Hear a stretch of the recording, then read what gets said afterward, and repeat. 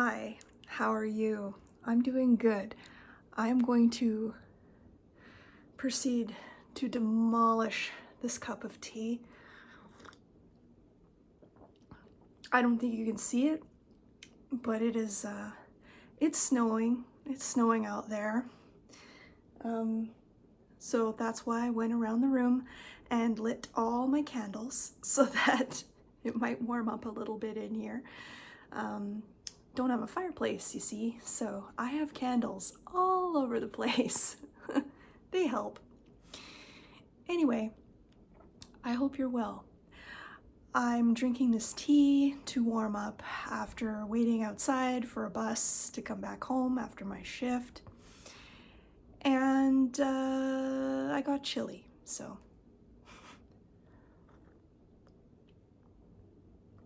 But what I would like to talk about for real is the comfort level with asking for what you need.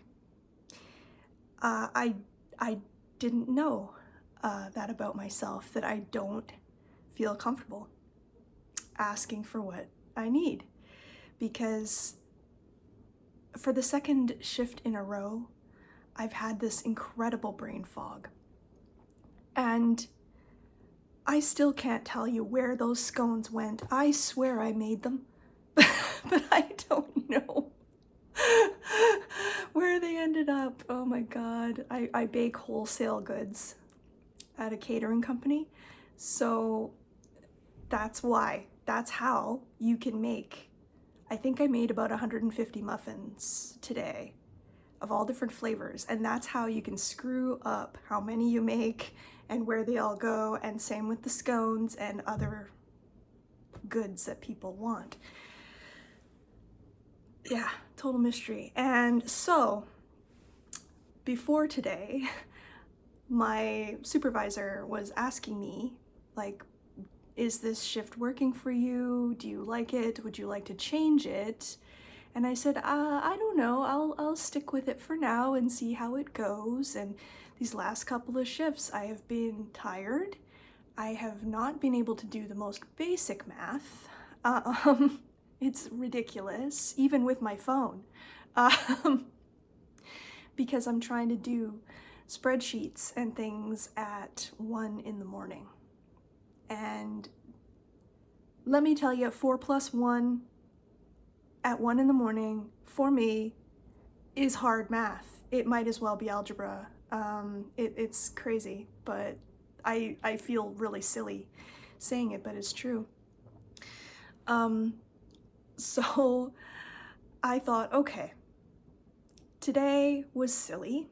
My previous shift was also silly. It involved me running into the van to get somebody's order, pilfer, rob Peter to pay Paul, so that, you know, this other person got their order fulfilled first because this other one could wait for later in the day, blah, blah, blah. I hate that nonsense. It drives me insane. So knowing that it was my fault, I was just like, okay,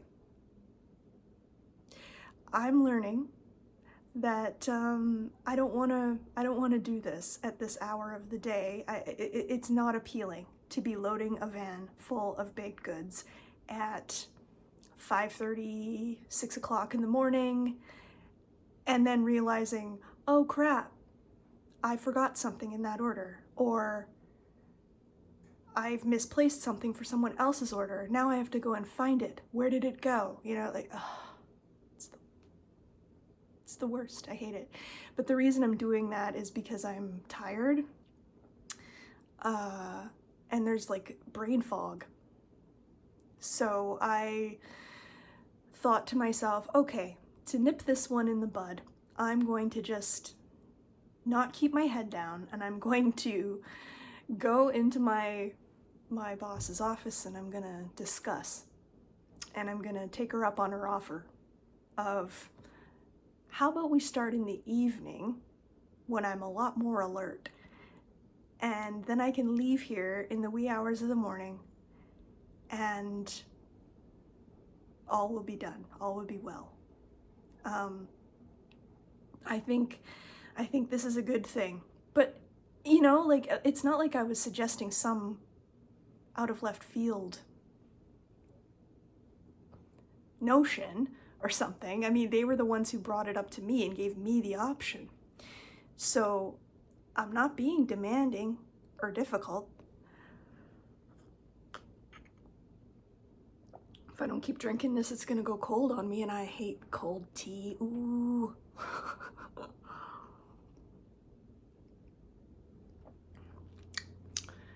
This is orange pico, by the way. I like red rose orange pico. Sometimes. Other times I go to a local tea shop where they make their own house blend of tea, and it's really, really, really nice. It's very, very expensive, but it's really, really nice tea. Red rose orange pico is a bit ghetto by comparison, but I will drink it. I will drink it when times warrant it. So anyway, that's an aside. Do you like tea or coffee or none? Or energy drinks or something? I don't know. Let me know. These are the things that pop into my head. Anyway, yeah, I totally did that. I went in there and told her what was going on and said, like, okay, this has been happening a little bit. I'm not liking this. How about we try? How about next week I can start coming in the evening and work into the morning and then leave. And that way things will be ready for you and you can load the vans when you need to load the vans. And she said, oh, okay, sure. And she was a little distracted. And I was also wondering where my supervisor was. And I was like, I don't think she's here. I haven't seen her around. And our boss said, oh, well, there's been an accident. And I said, oh no, what do you mean? And she said that one of my colleagues, who's a cook in the kitchen, but he also drives the delivery trucks, he apparently was in an accident with some of the food that I would have made, sounds like. And she said that, yeah, he's not hurt. But the van, she said, the van's not doing too well, so I gotta get on the insurance about that. And I was like, yeah, I guess so. I'm sorry about that. And she said, yeah, that's okay. That's why we have insurance. It's fine. And I was like, true. And anyway, you know, everybody has something going on. And in my case, my thing that's going on is learning to understand my needs and how to express what they are and not feel like I'm being difficult or demanding or rude or, you know, whatever, something like that. I don't know. I don't even know what I'm thinking I'm gonna be if I'm just saying, I think I would prefer this option that you gave me. So silly. And I recognize that's just a thing from how I was raised growing up. Like, if you have any problem with something or you want something, you know, expect to be met with challenge. Expect to be met with adversity, because how dare you have a request? How dare you? You're inconveniencing me because you're not doing what I want you to do the way I want you to do it. And, you know, good girls don't have demands. Good girls do as they're told, and they don't complain for anything. Even when it's extremely detrimental. Ask how I know. So, in that process, by the way, when you're raised in that kind of an environment, it's very interesting because you learn, excuse me, throat chakra, you learn to ignore what your feelings are about a given thing.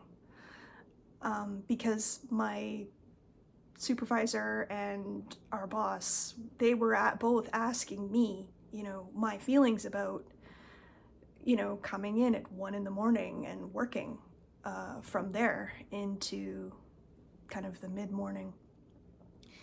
And I was just grateful to have the job in the first place. So I was kind of swimming in that, and I wasn't really thinking about what I would prefer because I've learned to not do that. I've learned to just do as I'm told by authority figures. And the older I get, the more I'm seeing the detrimental effects that has on us when we've been raised in this particular way. And now as an adult, I'm realizing, oh, it doesn't make you bad to have a preference for one thing or another thing. Oh my God, I mean, there are other differences people can have that are more complex than that, but I mean, in everyday life, regular life, it doesn't, it's not behaving badly or being demanding to admit to an employer, this is not working for me, but I feel that this other option that you've given me might work better. And I want to try that. Is that possible?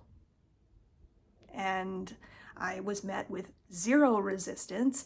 They said, sure, how about your next shift you come in the evening, and we'll go for it. And I said, okay, I'm willing to work the week as it is if you want, and then we can change it next week if that's easier. And they said, nope, whatever works for you, that's what we want. And I was like, okay, sounds good. And I don't know, this is probably no great revelation to people, but it is to me. Because, yeah, I was raised in a particularly strict home with pretty conservative values, especially when it comes to being a girl. And girls are supposed to be good and quiet and do as they're told. So that's what I have. I hope you're doing well. I hope you like coffee or tea or whatever you want to drink for energy.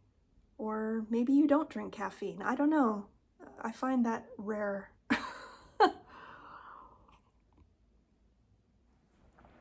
Anyway, there's this little, subscribe to my channel button icon thing, and there's a video down there that you can go ahead and go and watch. I will see you next time.